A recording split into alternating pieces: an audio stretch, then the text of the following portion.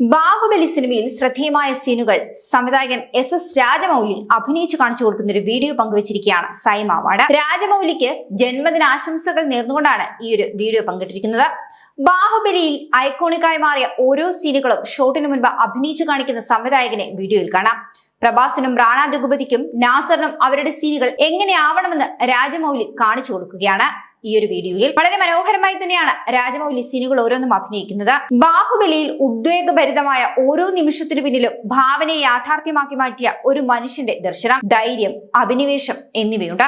S രാജമൗലിയുടെ സമർപ്പണം Indian സിനിമയെ പുനർനിർവചിച്ചു എന്ന കുറിപ്പോടെയാണ് സൈമ അവാർഡ്സ് ഈ ഒരു വീഡിയോ പങ്കിട്ടിരിക്കുന്നത്. ഈ വീഡിയോ കണ്ടിട്ട് നിങ്ങൾക്ക് തന്നെ അങ്ങ് നായകനായി അഭിനയിച്ചാൽ പോരായിരുന്നോ എന്നുള്ള കമന്റുകളും എസ് രാജമൗലിക്കായി വന്നിരിക്കുന്നു. അതേസമയം ബാഹുബലിയുടെ രണ്ട് ഭാഗങ്ങളും ഒന്നിച്ചു ചേർത്ത ബാഹുബലി ദ എപ്പിക് എന്ന പേരിൽ റിലീസിനൊരുങ്ങുകയാണ്. ഒക്ടോബർ 31-നാണ് ചിത്രത്തിന്റെ റീ റിലീസ്.